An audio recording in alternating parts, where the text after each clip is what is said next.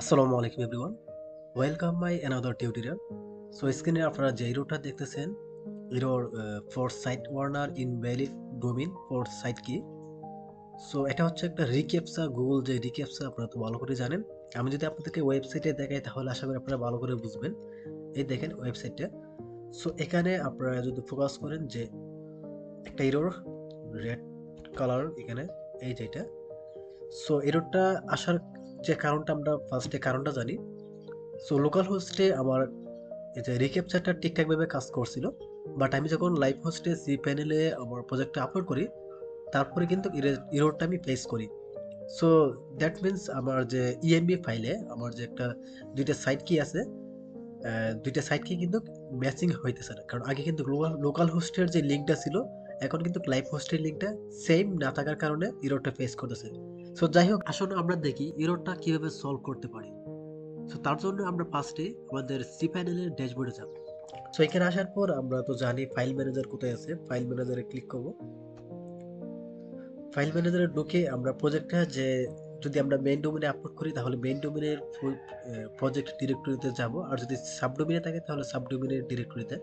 So আমার main ডোমেনে দেওয়া আছে এখানে public.html যে ফাইলটা, এটার ভিতরে চলে যাব। এখানে আসার পর আপনারা ইএনবি যে ফাইলটা আপনারা যেখানে রাখছেন, ইএমবি ফাইলে আপনারা এডিটে ক্লিক করবেন, তারপর এডিট। তারপর এখানে আসার পর একদম নিচে দেখেন, দেখেন নো ক্যাপচা সিক্রেট কি আর সাইড কি, এই দুইটা কিন্তু অ্যাডজাস্ট হইতেছে না। সো এখন আমাদের কি করতে হবে, এই দুইটা কি নতুন করে আমাদের ক্রিয়েট করতে হবে। এখান থেকে এতটুক দুইটা কি জেনারেট করার জন্য আমাদেরকে একটা ওয়েবসাইটে যাইতে হবে। আমি একটা ট্যাব অন করলাম, তারপরে আমি সার্চ করলাম যে নো ক্যাপচা লারাবেল প্যাকেজ।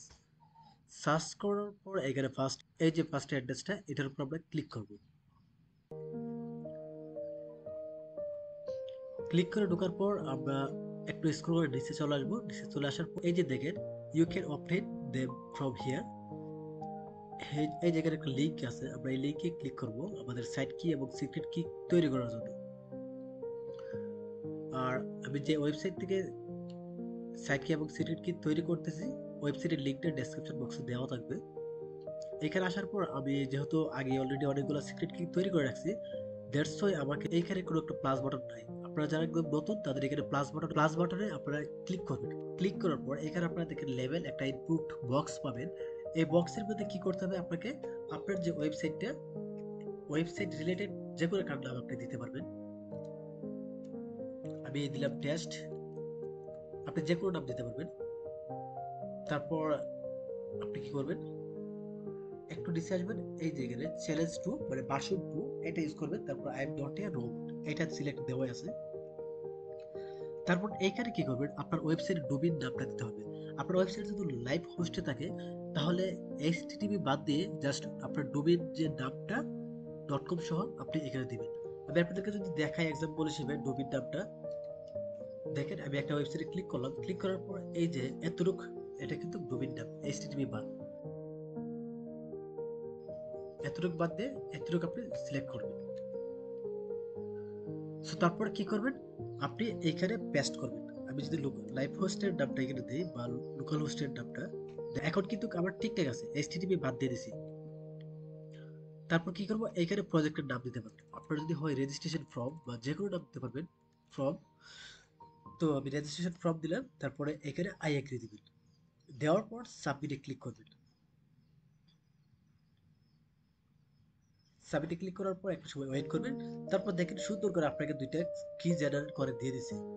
ঠিক আছে, এটা হচ্ছে সাইট কি, তারপর এটা হচ্ছে আপনার সিক্রেট কি। এখন দুইটাকে দিয়ে আপনার সাইড কির জায়গায় সাইড কি বসাবেন, সিক্রেট কির জায়গায় সিক্রেট কি বসাবেন।